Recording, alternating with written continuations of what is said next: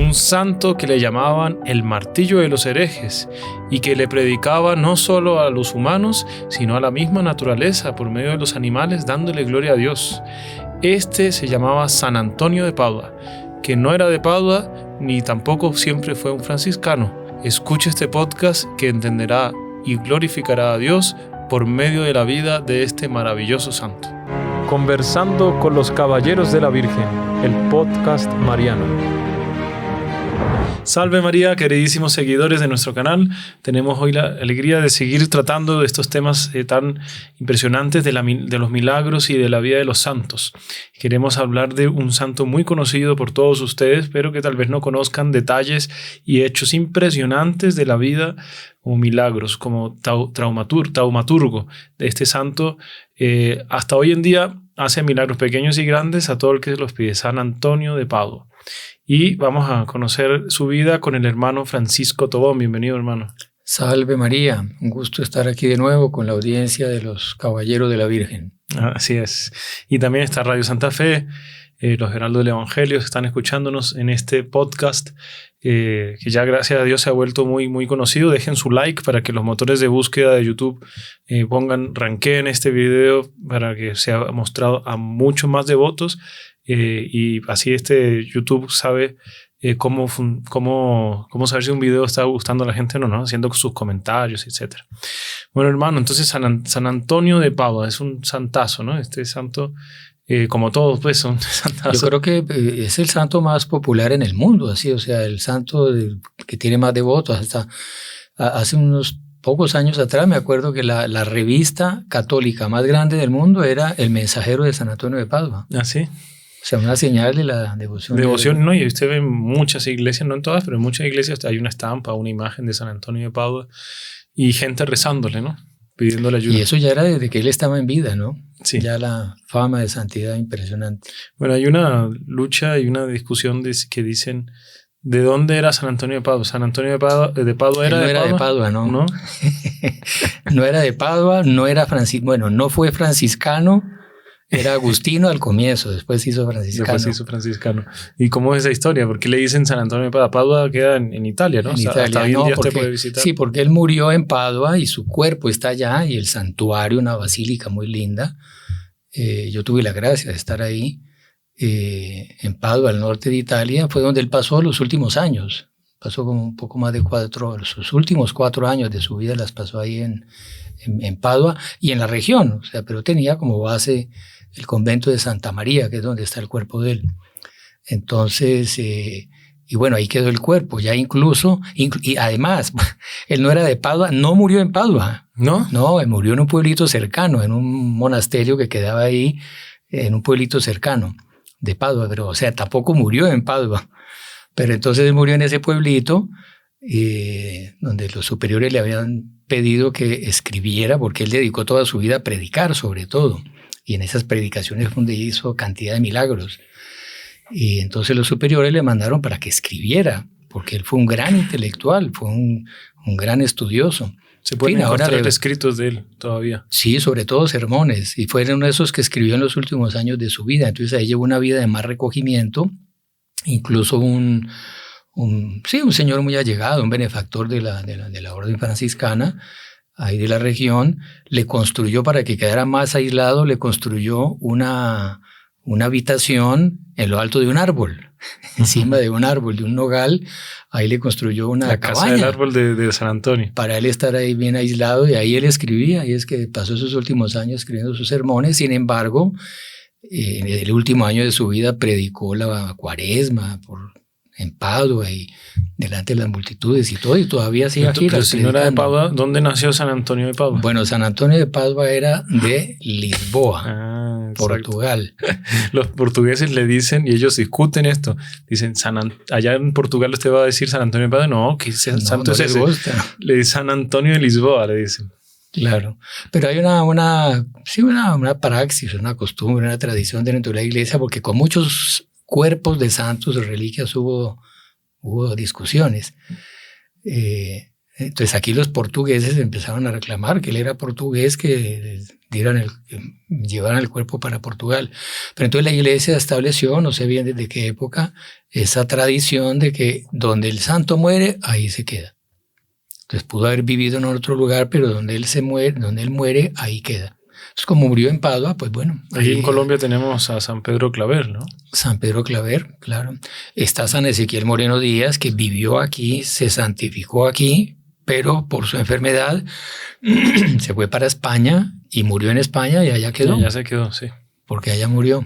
No hay cómo reclamarlo. Exacto. No se olviden que pues nosotros vamos a contar esta historia de este santo también para un momento de gratitud, un momento de alegría, porque vamos a escuchar muchos hechos muy pintorescos, muy interesantes, pero sobre todo para tener un ejemplo a seguir para nosotros, porque fueron humanos y tuvieron sus tentaciones y tuvieron las luchas que nosotros tenemos que tener, ¿no? Y fueron fieles a esto, por eso los santos, cuando son canonizados, porque ¿quién es el santo realmente? Es el que está en el cielo, pero no todos los que están en el cielo están canonizados, porque no todos fueron conocidos o no todos fueron un ejemplo de vida muy para seguir, pero que al final de la vida pues se convirtieron y tuvieron una buena muerte por misericordia de Dios, pero no son ejemplos a seguir, ¿no? San Antonio de Padua es el caso de un ejemplo a seguir. La vida religiosa, pero también dentro de nuestra vida del día a día. Entonces, pues bueno, ¿y él como usted decía, pues fue franciscano o no fue franciscano? ¿Cómo conoció a los franciscanos? Sí, no, claro, es que él... Siempre lo pintan con el traje franciscano. Sí, sí, fue franciscano, pero no solo fue franciscano, mejor dicho, él comenzó siendo agustino. Él entró a la orden de los agustinos con 15 años. A pesar de la oposición de su familia, que es frecuente cuando hay vocación religiosa. Y mire que era una familia piadosa, en fin, católicos practicantes y todo, pero él era muy inteligente, ellos veían las capacidades que él tenía y claro, quería que hiciera una carrera brillante en el mundo, ¿no? Por las capacidades que tenía. Y entonces él de incógnito, él se fue a los 15 años de edad, se fue y se entró de agustino. Y estando ahí en Portugal con los agustinos, en esa época los agustinos son más antiguos que los franciscanos. Entonces los franciscanos estaban recién fundados, San Francisco de Asís estaba vivo, ¿no? Entonces él era el encargado de la proveeduría, digamos, como llamamos nosotros, de los alimentos, de proveer la casa, de la cocina, digámoslo así, de la despensa, de los alimentos y todo, de un convento agustino. Y pasaron por ahí 5 misioneros franciscanos de esa recién fundada orden franciscana que iban para Marruecos, para el norte de África, a predicar a los musulmanes. Y pasaron por ahí.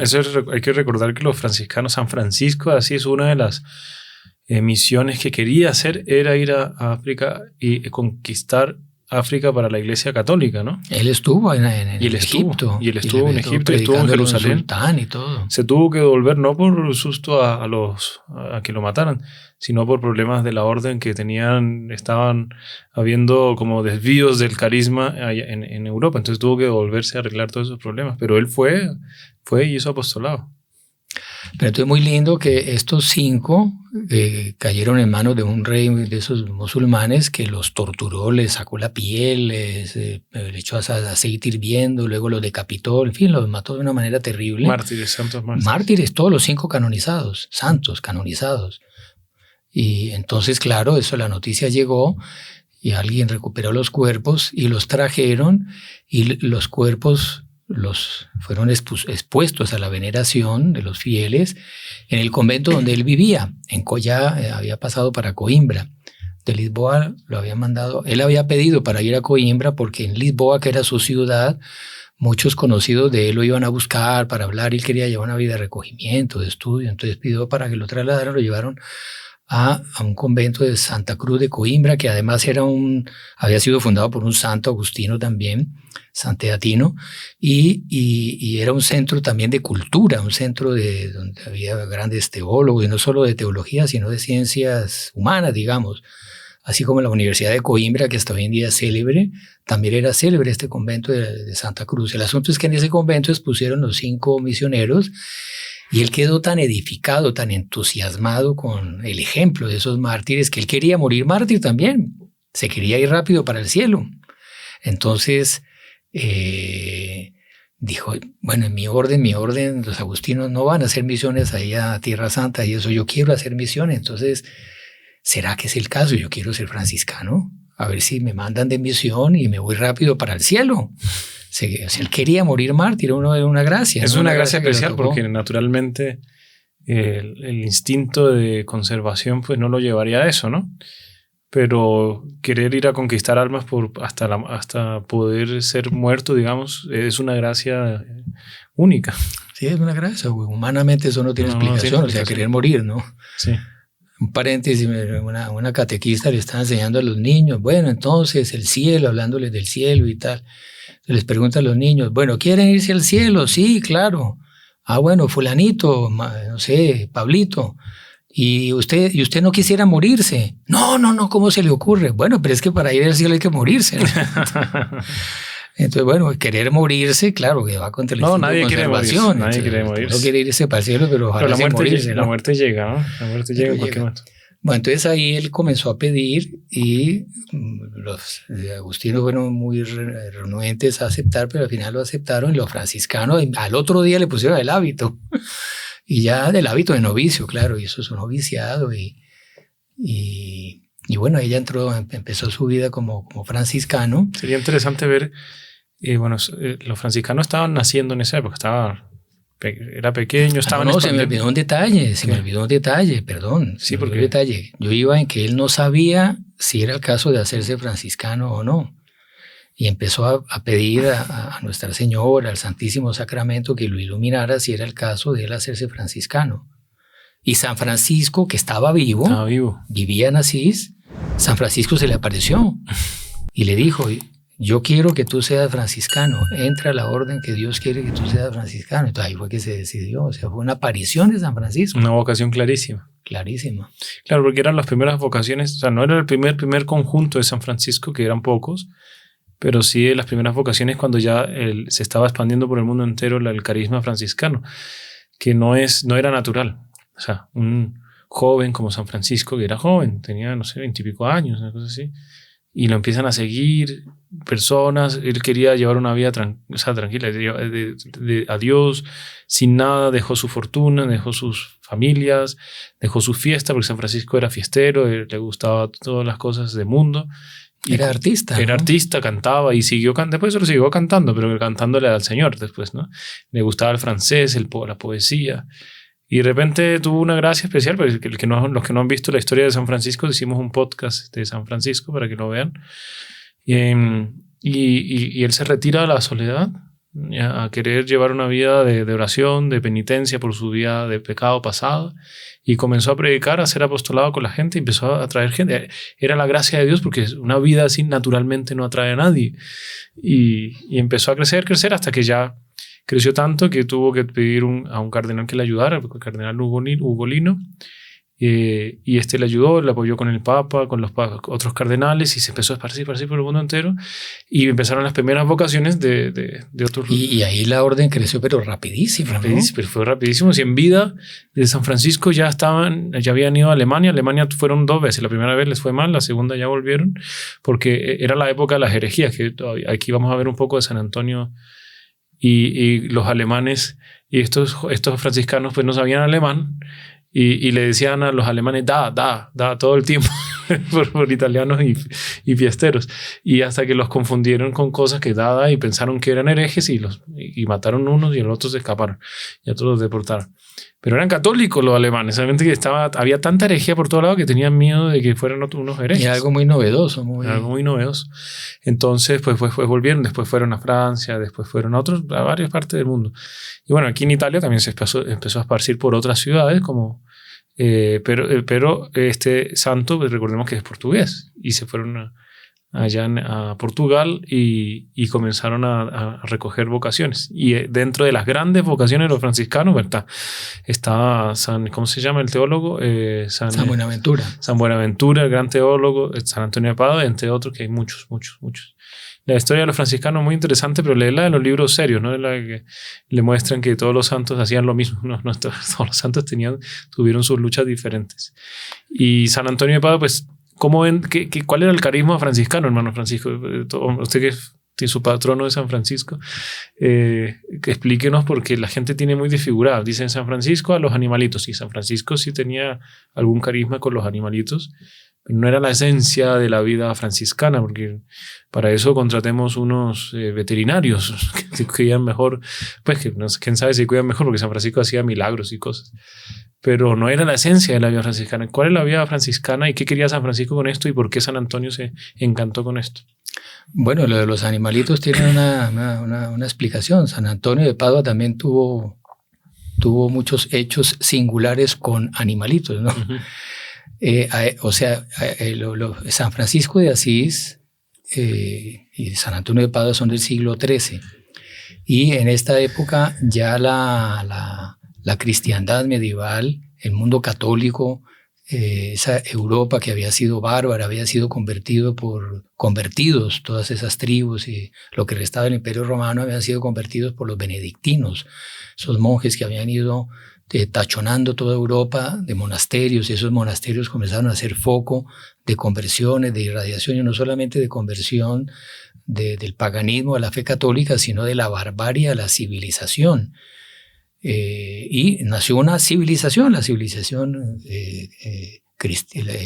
cristiana, católica, europea, la civilización occidental católica, un mundo católico donde habían reyes santos, en fin, la santidad brillaba San por Luis todas Rey, partes. San Fernando de Castilla, Santa Isabel de Hungría, Pero como el pecado original está latente en el hombre, las pasiones siempre lo están invitando a la decadencia, hubo una falta de vigilancia, hubo un comienzo de decadencia en las costumbres, en la mentalidad.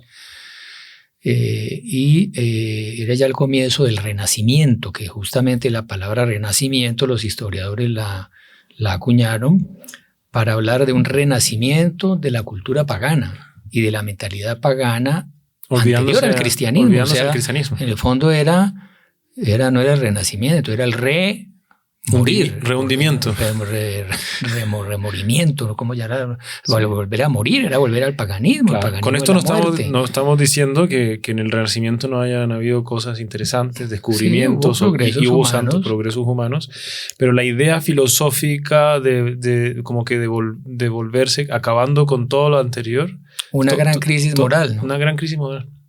Porque era, ¿cómo se llama? El delirio delirante de las alegrías, decía el Dr. Prince en su libro, ¿no? De las alegrías terrenas.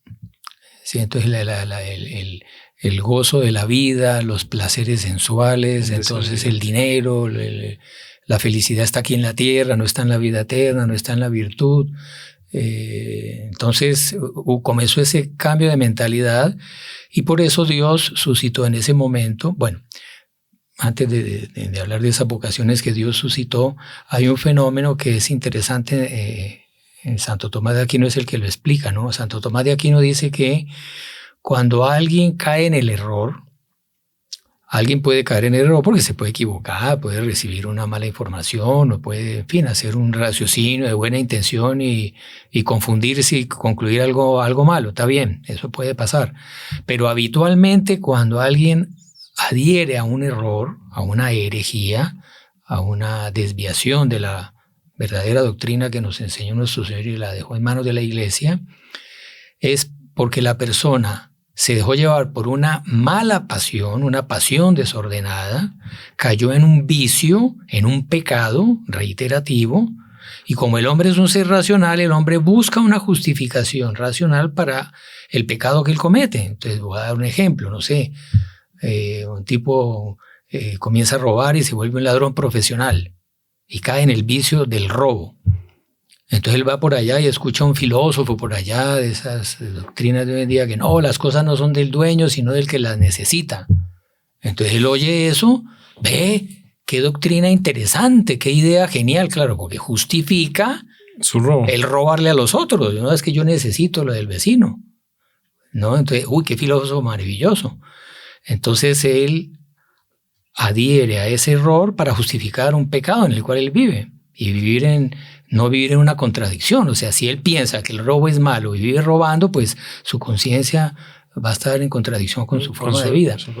Bueno, entonces, como hubo esa decadencia moral, comenzaron a aparecer una cantidad de sectas rarísimas, heréticas, con esas ideas novedosas, y por varias partes de Europa, los cátaros, los albigenses, en fin, otros se llamaban los flagelantes, en fin, había con varias modalidades, varios colores y varias corrientes, digamos. Y San Antonio de Padua, San Francisco de Asís, franciscanos. Bueno, San Francisco fue el que inició.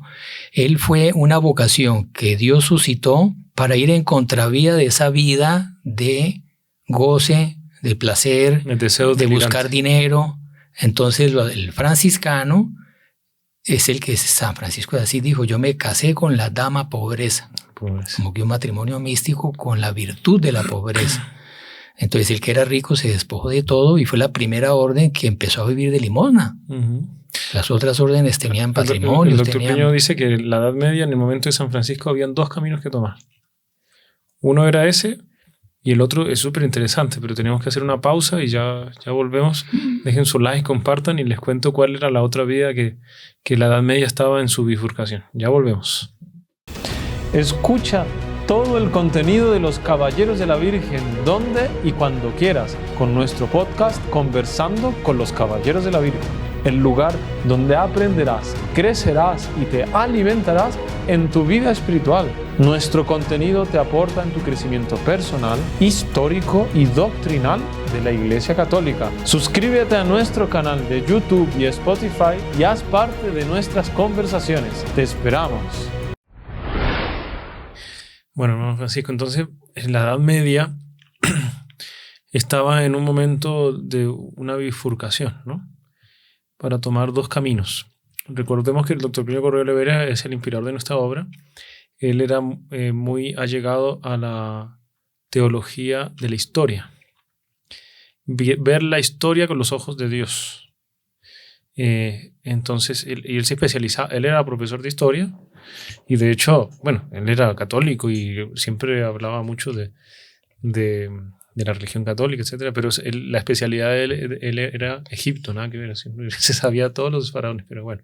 Pero él daba el principio de los pueblos, las vocaciones de los pueblos y de las etapas de la historia de las civilizaciones con ojos divinos, porque es Dios actuando en la historia, no podemos separar una cosa de la otra. Y en la Edad Media estaban en esa bifurcación cuando apareció San Francisco, dijo, o escogen el camino de la pobreza, dejando de lado el mundanismo, o escogen el lado de la grandeza.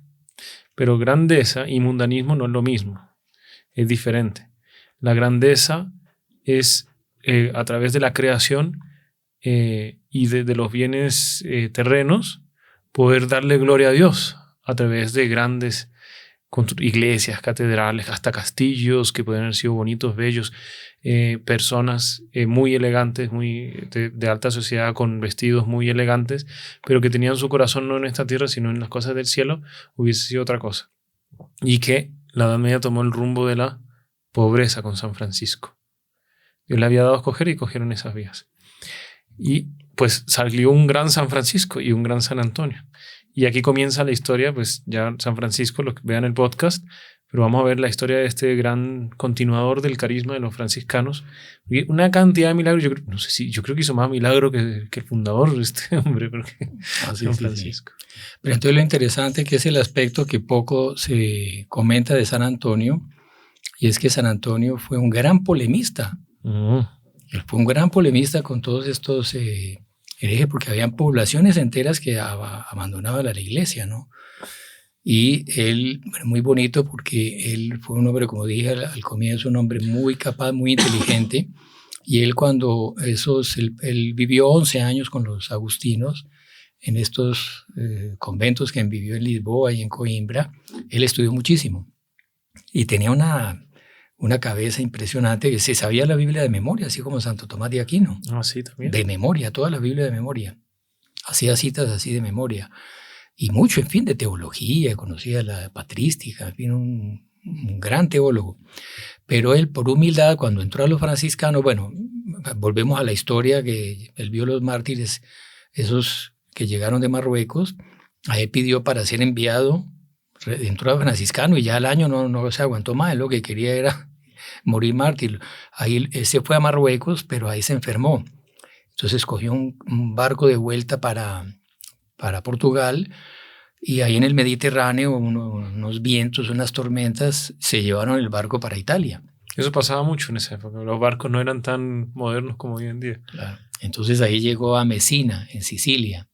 Entonces buscó un convento franciscano, ¿no? En fin, llegó de los franciscanos, de un convento de la Messina, lo recibieron.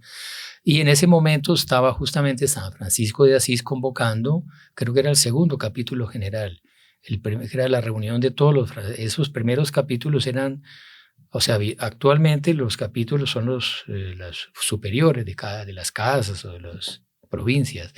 En esos primeros capítulos eran todos los franciscanos. El primer capítulo que había habido había sido 6,000 franciscanos y en este se reunieron 4,000. Y San Antonio asistió a este capítulo, porque estaba allá en Italia, estaba recién llegado, y convocaron ese capítulo, entonces se fue con todos los franciscanos de todo el mundo que se reunieron ahí en Asís, con San Francisco vivo, y asistió a ese capítulo. Y cuando terminó el capítulo, pues bueno, él era de Portugal y había querido ir a Tierra Santa y bueno, ahora estaba en Italia, no tenía casa, ¿no? Entonces ahí, en fin, ahí se quedó, no me recuerdo en qué ciudad fue, Montepaolo, en Montepaolo. Ahí se fue para la ciudad de Montepaolo, donde hay un convento franciscano, ahí lo acogió el superior y bueno, llegó a vivir ahí, como nadie lo conocía, nadie sabía quién era. Y lo vieron así por el aspecto, como que no aparentaba mucha cosa, y él muy humilde, entonces lo pusieron a lavar platos. Entonces él era el que lavaba los platos y barría el convento. Y él, calladito la boca, humilde, no dijo nada, y se dedicó a lavar platos y a barrerla. Y pasaron algunos meses y iban a haber unas ordenaciones en una población cercana, ordenaciones sacerdotales de unos franciscanos, y estaban de visita unos dominicos, que los dominicos ellos sí eran teólogos, eran predicadores, ¿no? Es eso, su carisma era Dominicanes Canes del Señor, que era como que ladrar la palabra del Señor, en el sentido de porque había muchos los herejes y había que ser combativo, ¿no? Predicar contra los herejes. Sí. Bueno, el asunto es que llegó el momento de la ordenación y quisieron que algún sacerdote pues hicieron un sermón bien apropiado para la ceremonia de ordenación a estos nuevos sacerdotes. Y le pidieron a estos teólogos dominicos, que era su especialidad la predicación, pero ellos dijeron, no, así improviso no, me hubieran avisado, yo lo hacía. Entonces ahí el superior franciscano, inspirado, dijo, bueno, me va a tocar alguno de mis padres, de los padres de mi comunidad franciscana. Entonces a San Antonio, que él no era el que lavaba los platos. Entonces, bueno, Fray Antonio, en nombre de la Santa Obediencia, le toca a usted hacer el sermón. Y así de improviso. Ahí se paró San Antonio y se dio un sermón, un sermonzazo, citando la Biblia, pasajes de la Biblia de memoria, principios de teología, citando a San Agustín. Claro, él había estudiado teología con los agustinos, ¿no? Claro. Y un sermón que dejó a todo el mundo boquiabierto. Dijo, pero este hombre es un genio. Y por la humildad, primera vez que lo veían. Y era la primera vez que lo veían predicar. O sea, una cosa así, quedaron todos boquiabiertos. Se dijeron, no, este hombre lavando platos no puede ser. Y ahí el superior comentó con sus superiores y dijeron, no, este es un gran teólogo. Llegó la noticia, le comentaron a San Francisco de Asís, que vivía, y San Francisco quedó muy contento de saber que en la orden había alguien también preparado, porque él estaba buscando quién formara a los franciscanos también. Él quería... ya digamos, él como que ya veía que el carisma franciscano de la pobreza, de la despretensión que hablamos ahora ya como que había sido asumido. Ahora estaba preocupado con la formación académica, digámoslo así, que en un comienzo él le tenía hasta miedo. No quería. San Francisco de Asís tenía miedo de la formación académica porque por esa misma decadencia del Renacimiento, los teólogos por mundanismo usaban la teología, pero era para pavonearse y para mostrar que sabían mucho, que eran muy inteligentes. Entonces era una cantidad de estudios ahí, pero era más movidos por el egoísmo y la vanidad que por el amor a la doctrina, a la querer verdad. hacer el bien a las almas. Entonces San Francisco, incluso en la regla original, dijo, los franciscanos a los ojos de los demás deben de ser como idiotas, usaba la palabra idiota y todo. Sí. Y les prohibió leer libros. En un comienzo prohibió hasta leer libros, no quería que estudiaran. Porque hasta los seminarios, bueno, en esa época no había seminarios, pero las universidades donde se estudiaba estaban llenas de ese ambiente de orgullo, de un intelectualismo pagano, mundano y vanidoso. Entonces, por eso él no quería que fueran a las universidades a estudiar. Entonces, vio un gran teólogo, virtuoso, listo. Entonces dijo, bueno, no, que él se dedique a formar. Entonces ahí lo pusieron a ir a San Antonio a recorrer todos estos pueblos del norte de Italia, recorriendo los conventos franciscanos para formar en teología a los franciscanos. Y como esa región estaba también infectada por esa cantidad de sectas nuevas, con doctrinas esdrújulas, entonces también lo pusieron a él a predicar. Y ahí fue que él comenzó a polemizar con todos esos herejes. Y ahí lo llamaron, sobrenombre de él era el martillo de los herejes. El martillo de los herejes, ese fue el título que le dieron por las polémicas que él tuvo. Pero además de los grandes argumentos doctrinarios, teológicos que él daba, fue sobre todo con milagros portentosos que él hizo discutiendo con los herejes. ¿Nos puede contar algunos? Entonces, por ejemplo, en un pueblo en Rímini. Estos dos que voy a contar fueron ahí en Rímini, que queda ahí en la costa italiana y ahí desemboca un río, ¿no? En Rímini había un famoso hereje de esos, Bonatillo.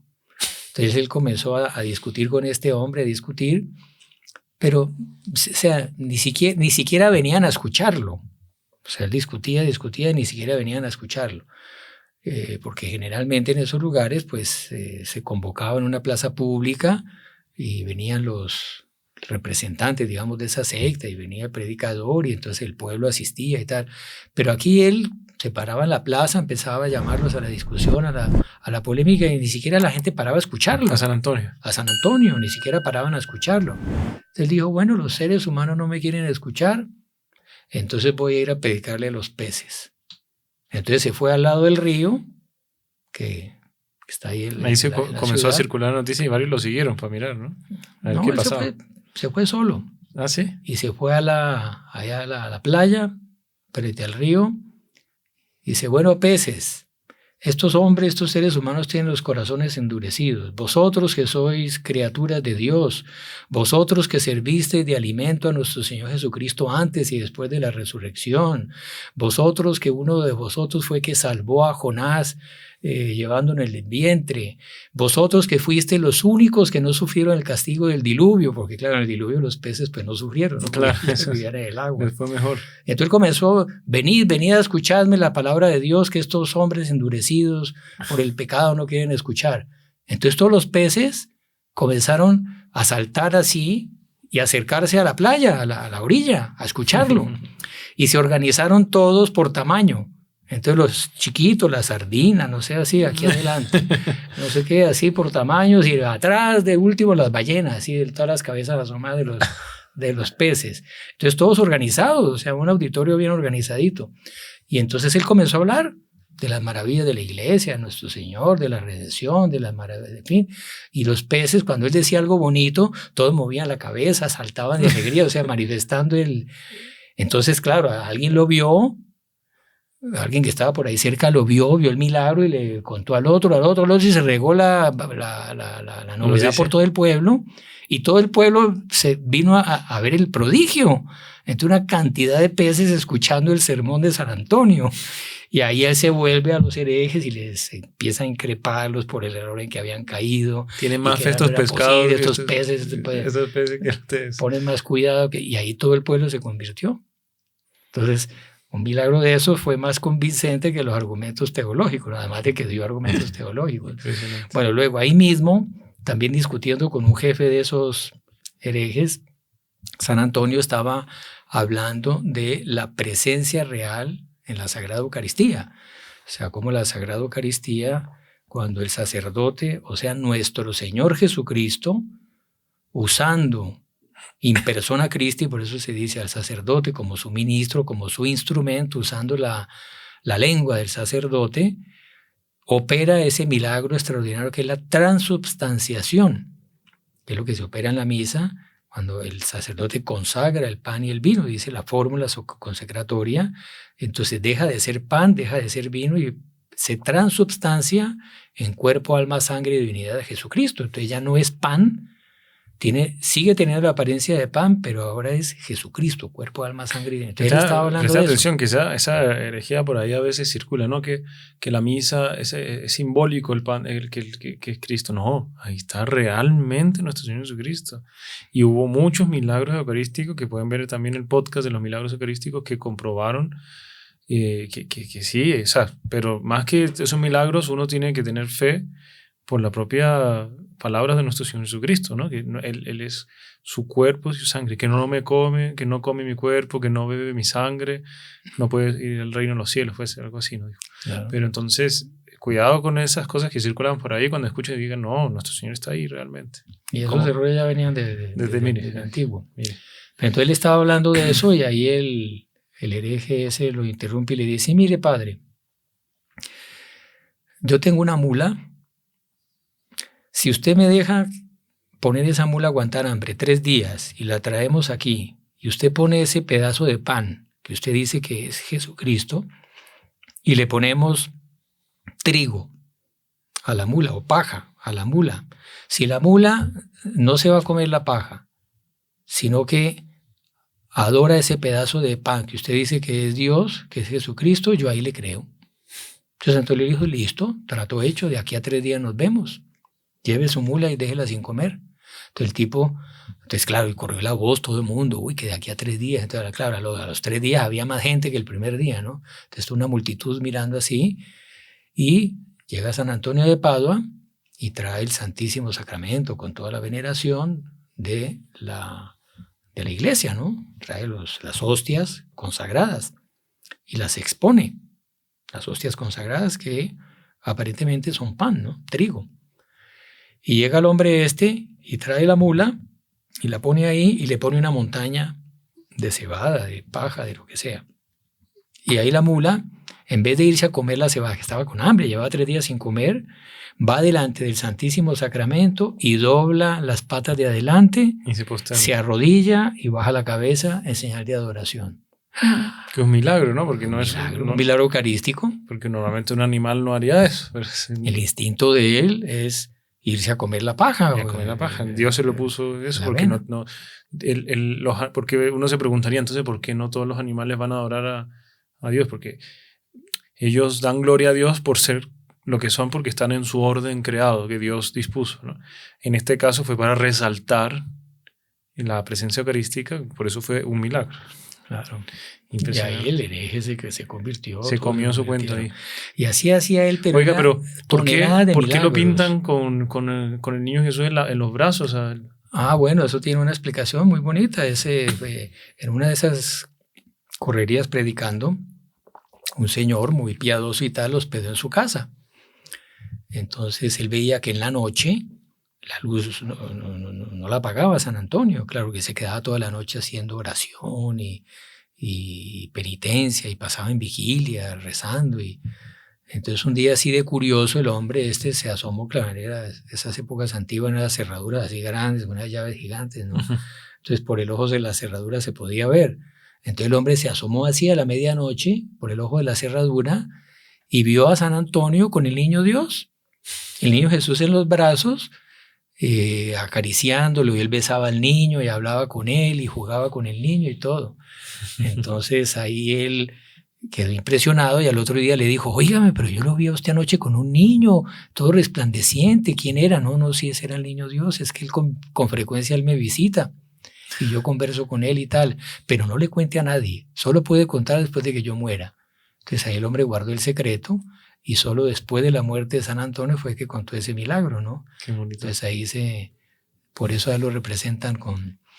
Pero ahí, mire, habrían cantidad de milagros, o sea, era... No, maravilla. Y pues a San Antonio a veces lo pintan con los cacheticos rojos, así como... que no hubiese pasado. Y le decían, si usted decía el martillo de los herejes, que tenía que ir a discutir y se enfrentaba con esa gente, que no era fácil. Uno de los pintores que era más cercano a la época de él, Beato Frangelico, lo pinta. Y lo pinta así como un señor corpulento, fuerte, etcétera. Era corpulento. Era corpulento, o sea, no era así como lo pintan flaquitos y chiquiticos, rosados. Esa es lo que decía el doctor Pliño, la deformación de la piedad popular, que a todos los pintan como si no hubiesen pasado ningún sufrimiento ni ninguna dificultad, no. Ellos lucharon y como nosotros tenemos que luchar. Y además hacía milagros, o sea, hizo cantidad de milagros, que resucitó muertos, curó enfermos. ¿Cómo así resucitó muertos? A ver, cuéntese alguno. Resucitó, pero varios, cantidades. Varios ahogados. ¿Sí? Resucitó varios ahogados. Una señora que se fue a escuchar, se llevó él a predicar en el pueblo, entonces, claro, corría la voz, el famoso predicador, y la señora se fue y dejó un niño, lo dejó solo en la casa por ir a escuchar el sermón de San Antonio. Y en la casa había una pileta y el niño se cayó en la pileta y se ahogó. Y cuando la señora volvió, encontró al niño ahogado, muerto. Se imagina el dolor de la mamá viendo al niño muerto, y luego el esposo iba a echarle la culpa, además porque era por ella haberlo dejado solo, ¿no? Sí. ¿Y por qué lo dejó solo? Por ir a escuchar un sermón de ese cura allá, entonces pues, es la culpable, dejó morir el niño. Entonces ella toda, en fin, adolorida, pero viendo la santidad de San Antonio, al cual había acabado de escuchar hablar, ella cogió al niño con una fe impresionante, se lo llevó, y ahí San Antonio le dio una bendición y lo resucitó. Y hubo varios, hubo muertos. Otro parecido, y ahí fue un niño que cayó en una caldera de agua hirviendo y no le pasó nada. Y la mamá llegó y el niño estaba dentro de la caldera de agua hirviendo, jugando, ahí bañándose tranquilo, y el agua no lo quemó. ¿Pero cómo si San Antonio estaba ahí o qué? No, porque le pidió, o sea, porque si había ido a un sermón con San Antonio. Era algo similar, por eso fue algo similar. Fue otra señora que se fue a escuchar el sermón. Hubo otra que le pidió al esposo, mire, llegó el famoso Fray Antonio, va a predicar, y el esposo, no, usted va a perder tiempo allá, no va a escuchar a sus curas, no sé qué. No le dio permiso para ir. Entonces la señora, toda afligida, se subió a la azotea de la casa, y San Antonio estaba en las afueras del pueblo, no sé, a 3 kilómetros de distancia. Y desde ahí ella empezó y escuchó todo el sermón, ¿no? Entonces, ella le dice al esposo, mira, qué maravilla lo que está contando aquí Fray Antonio. Y él, está loca usted, ¿cómo así? El hombre sube a la azotea y él también empezó a escuchar el sermón. Pero ya saben, cuando se le dañan los parlantes y tienen que hacer una presentación, entonces en San Antonio, a 3 kilómetros de distancia. Unos parlantes mejores que cualquiera. Luego iban 20,000 personas, 30,000 personas. Él predicaba en el campo, porque no había una iglesia que... 30,000 personas para la época. 30,000. Ya hoy en día hay muchos. Eso es como más o menos un estadio lleno. Pero para la época era más, porque la gente no había los medios de transporte hoy en día. No, era el pueblo entero, porque sí. Los pueblos debían de tener ese tamaño, ¿no? Sí, exacto. 20,000, 30,000 personas. En una de esas ocasiones estaba usando un antiguo foro romano, ¿no? Que esos teatros romanos que existen en muchos lugares de Europa, de la época del Imperio, ¿no? Y era un lugar enorme. Y ahí habían como 30,000 personas asistiendo, y comenzó a amenazar una tormenta, así comenzaron las nubes negras a caer, relámpagos, comenzó a llover, la lluvia que venía, se veía la lluvia venir. Entonces la gente se empezó a asustar, y todo el mundo ya pensando a ver por dónde salía corriendo para su casa, ¿no? Porque venía un vendaval. Y ahí San Antonio le dice, no se muevan de su lugar. Esto es un ardid del demonio para que ustedes no escuchen esta predicación, porque el demonio no quiere que ustedes cambien de vida, el demonio no quiere que ustedes se conviertan, el demonio no quiere que me escuchen. Tranquilos, quédense ahí que no va a pasar nada. Y se desató la tormenta, pero se desató la tormenta que llovía por todos lados, pero donde estaba la multitud no cayó ni una sola gota de agua. O sea, todo el mundo quedó sequito. Los ángeles pusieron sus alas para cubrirlos. Bueno, pero estos son milagros, digámoslo que positivos, digámoslo así. Pues sí pueden existir milagros negativos. Pero él hizo unos milagros negativos. ¿Cómo también, así? sí. ¿Cómo existen milagros una de esas, uno de esos herejes, para burlarse de él, le pagó a un tipo para que se hiciera el ciego. ¿No? Entonces le puso unas vendas así, y no diga que usted es ciego de nacimiento, que de niño usted no ve nada. Entonces vino ahí delante de todo el mundo, era para hacer quedar mal a San Antonio. porque él oía hablar de de muchos milagros que San Antonio hacía. Entonces, delante de todo el mundo, oh, Fray Antonio, mira este pobre hombre que es ciego de nacimiento, fulanito, ¿cómo es que tú te llamas? No sé qué. Sí, ay, yo nunca he visto nada en mi vida, siempre fui ciego, he sufrido mucho, no sé, era un papelón que estaba haciendo, porque el otro le iba a pagar por hacer el teatro. Entonces, por favor, si tú puedes ayudarle a este hombre, ¿por qué no lo curas? Tú que tienes poderes. Y San Antonio, inspirado por el Espíritu Santo, percibió que era una mentira, que era un invento del tipo. Entonces le siguió la corriente. Ah, sí, a ver, fulanito, ven aquí, entonces, en el nombre de Jesucristo, no sé qué tal, y una fórmula, le dio una bendición, listo, ya estás curado, ya puedes ver. Y ahí el hombre se quita las vendas, y cuando se quita las vendas, no tenía ojos. O sea, el hombre él estaba haciendo el papel de que era ciego, pero no era ciego y tenía ojos, sí, y veía, claro, y todo. Se quita la venda y el tipo sin ojos, con los dos huecos. Por aquí. Burlarse de Dios, ¿no? Por burlarse de Dios, quedó ciego de verdad y sin ojos. Algo pasó así en Lourdes, ¿no? Igualito, se fue a burlar a unas personas, fue a bañarse en Lourdes y en vez de quedarse virando, quedó ciego. Impresionante. Y ahí los dos, tanto el teatrero, el fantoche, y el otro, el hereje, viendo el prodigio, se arrepintieron, pidieron perdón, San Antonio le da otra bendición y recuperó los ojos. O sea, hizo 2 milagros. Y hubo otro parecido. Ahí se convirtieron a las malas, pero se convirtieron. Claro. Y otro parecido, él iba caminando de un pueblo para otro y vio que pasó una carreta, era un camino muy largo y le faltaba mucho y estaba atrasado. Entonces le pidió al hombre de la carreta que por favor lo llevara, si no lo podía montarlo en su carreta y llevarlo. Y el tipo ese era una de esas sectas, no quería la iglesia, era enemigo de la iglesia. Entonces, como vio que era un sacerdote, le dijo, no, yo no puedo llevarlo porque es que aquí atrás llevo un muerto. Y atrás era un empleado del tipo. ¿Qué se hizo el muerto? Que iba ahí acostado. Estaba ya acostado en la carreta, pero estaba vivo, ¿no? Iba acostado, seguramente iba durmiendo ahí. Entonces dijo, no puedo porque aquí atrás llevo un muerto, no puedo llevarlo. Y siguió y lo dejó ahí. Entonces más adelantico fue a despertar al amigo, ¿no? Mira, me burlé de ese cura, Juan, mira, diciendo que me creyó que tú estabas muerto, fulanito. Y va a ver, el fulanito estaba muerto. De verdad. Se puso a decir, a mentir de que estaba una cosa tan grave, tan fea. Y ahí el hombre vio, al ver la cosa, se devolvió a pedirle perdón a San Antonio y le pide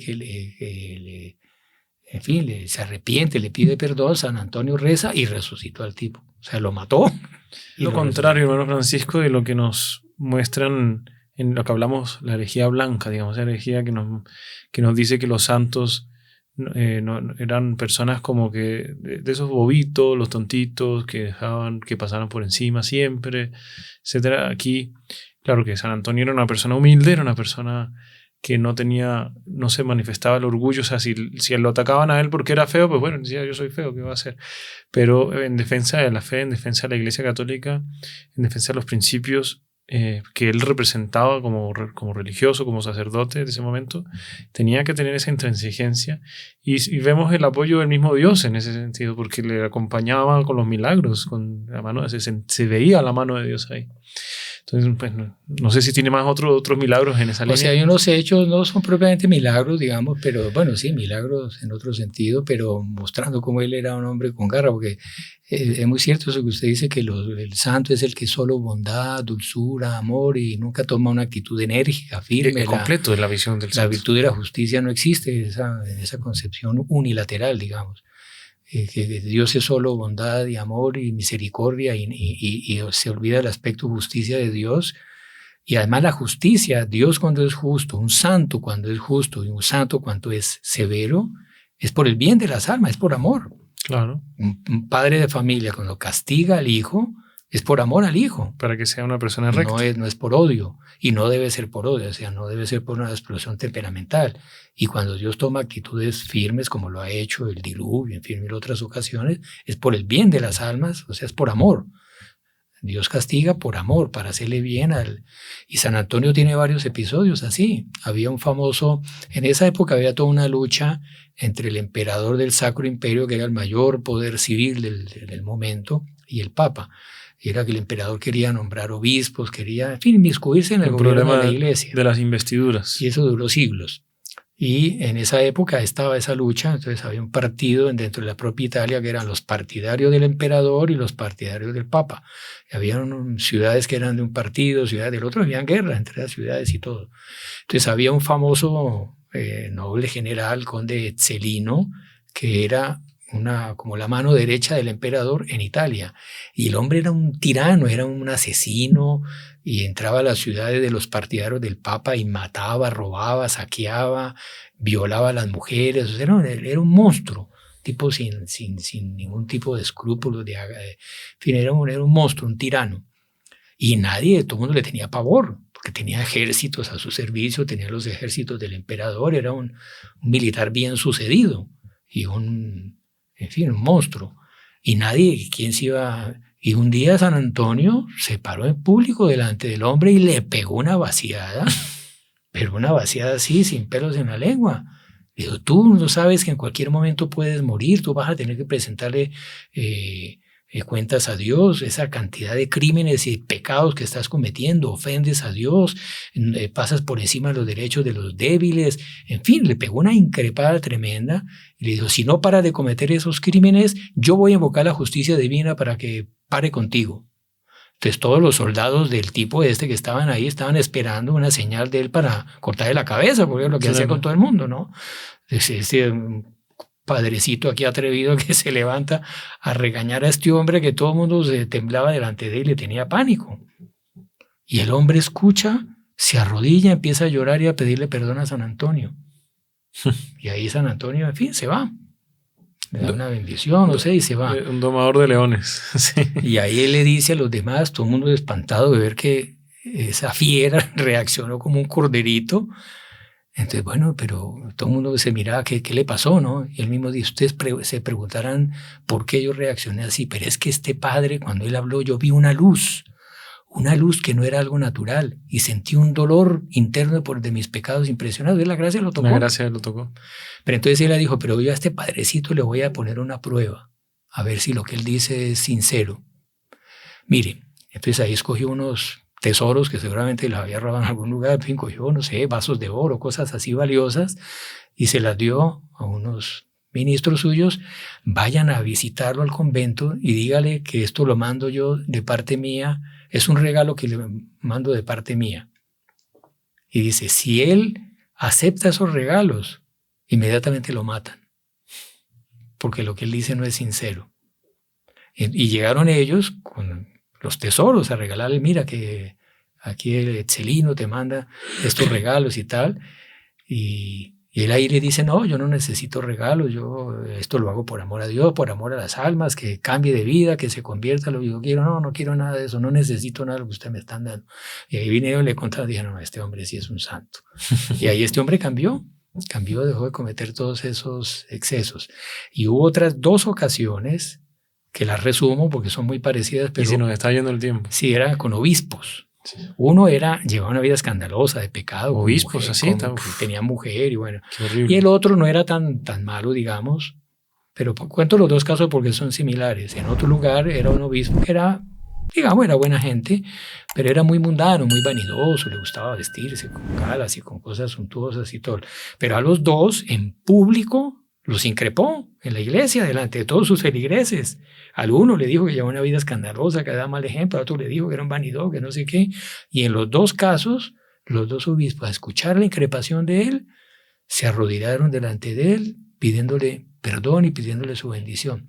O sea que hay momentos donde ser severo, ser justo, no quiere decir siempre eso. Hay que ser San Antonio primero para saber en qué momento se hace una cosa así. Pedir la ayuda de Dios. Pero hay momentos donde quizás si le hablara con palabras dulces y blandas, no iba a conseguir la conversión de estos hombres, ¿no? Oiga, hermano Francisco, se nos va el tiempo y tengo una pregunta, una duda que me surge, porque cuando dicen que se me perdió algo, le dicen a la persona, récele a San Antonio de Padua que le va a ayudar. Porque es patrono de las cosas perdidas, parece. Entonces, ¿por qué es patrono de las cosas perdidas? Bueno, porque hay varios milagros, hay varios milagros por los cuales las personas han encontrado cosas perdidas. Uno que me acuerdo ahorita era un sacristán de una casa franciscana, ya después de muerto él, ya había muerto. Y este sacristán estaba arreglando la custodia donde se pone el Santísimo, y ahí está la parte, esa es la luneta, donde se pone propiamente la hostia consagrada, se expone en la luneta, que es como una media luna, ¿no? Así. Sí. Pero era una luneta preciosa, porque tenía varias piedras preciosas, era de puro oro y era de una custodia muy especial. Y la luneta esa se le perdió, no la encontraba por ningún lado, Y por los indicios, parece que se había caído en una cloaca, se había caído en una cloaca en medio de inmundicias. Y él había ido a buscarla ahí, había revolcado y no había encontrado nada. Entonces, desesperado, no sabía qué hacer, fue y le rezó a San Antonio de Padua, y fue otra vez a la cloaca y encontró la luneta encima de una piedra, así puestecita encima, limpiecita, en medio de toda la inmundicia. O sea, la luneta arriba, así, encima de todo. Entonces encontró el tesoro escondido. Y así hubo otros. Entonces ya saben, si se les perdió algo, ya pedirle a San Antonio de Padua. Bueno, no sé cómo fue ya al final de la vida de él, cómo se propagó, bueno, con todos estos milagros, pero se propagó mundialmente la devoción de él. Y creo que él está incorrupto, o alguna parte de su cuerpo está incorrupta. ¿Se nos puede contar algo de eso? Sí, él, como dije al inicio, él los últimos años de su vida fue a llevar una vida más contemplativa, a escribir los sermones, que la mayoría de los escritos de él son sermones para los distintos tiempos litúrgicos. Y él vivía en un convento en las afueras, cerca de Padua, que es Monte de San Pedro, un pueblo cerca de Padua.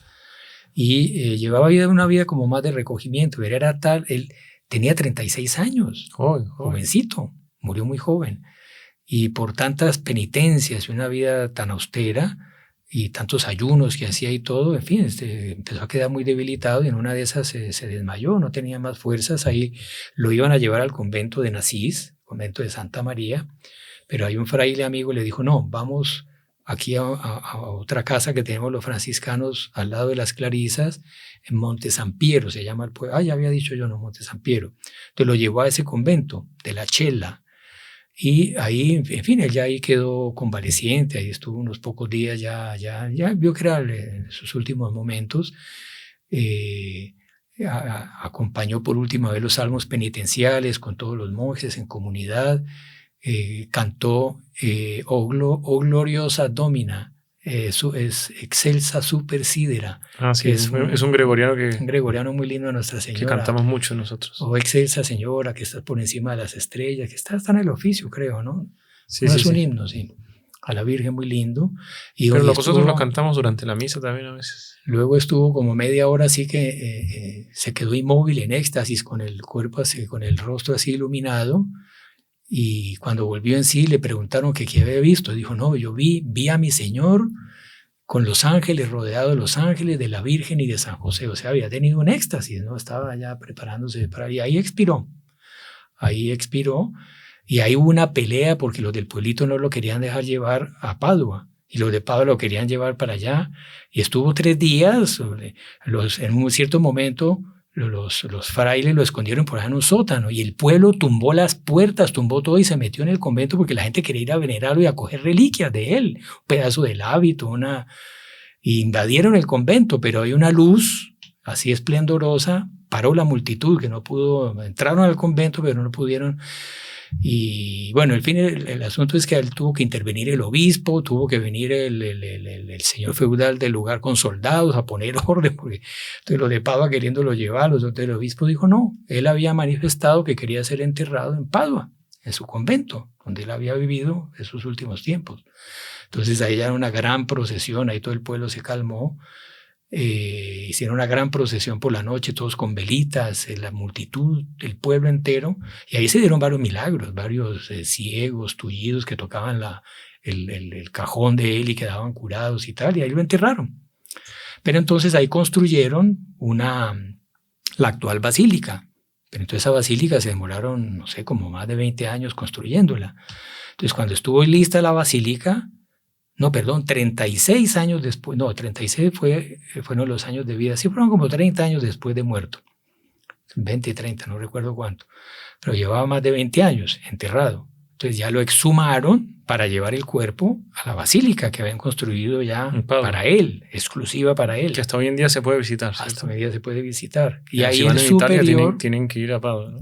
Ahí ya San Francisco había muerto y el superior era San Buenaventura. Entonces San Buenaventura estuvo presente en esa exhumación del cuerpo. Entonces se abrió la tumba y se encontró el cuerpo, no estaba incorrupto, pero la lengua con la que él había predicado, la lengua estaba incorrupta. Claro, la utilizó para la gloria de Dios.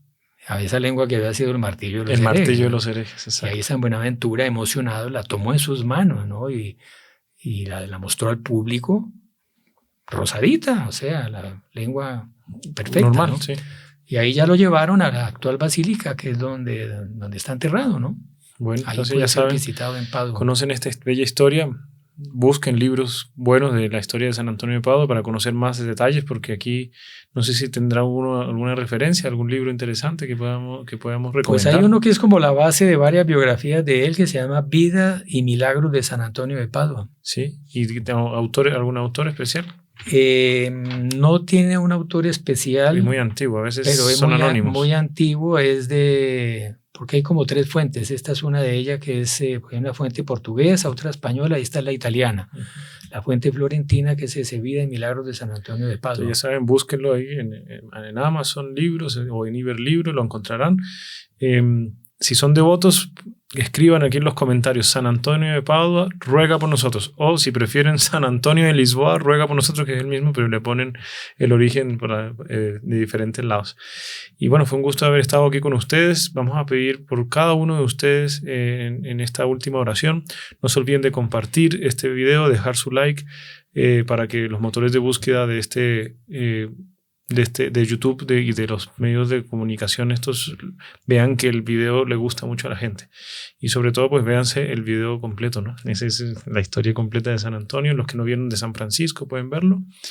Y bueno, nos veremos en un próximo podcast. Hermano Francisco, si puede rezar aquí a Nuestra Señora por intercesión de San Antonio de Padua. En el nombre del Padre, del Hijo y del Espíritu Santo. Amén. Dios te salve María, llena eres de gracia, el Señor es contigo. Bendita eres entre todas las mujeres y bendito es el fruto de tu vientre, Jesús. Santa María, Madre de Dios, ruega por nosotros pecadores, ahora y en la hora de nuestra muerte. Amén. San Antonio de Padua, ruega por nosotros. En el nombre del Padre, del Hijo y del Espíritu Santo. Amén. Salve María. Salve María.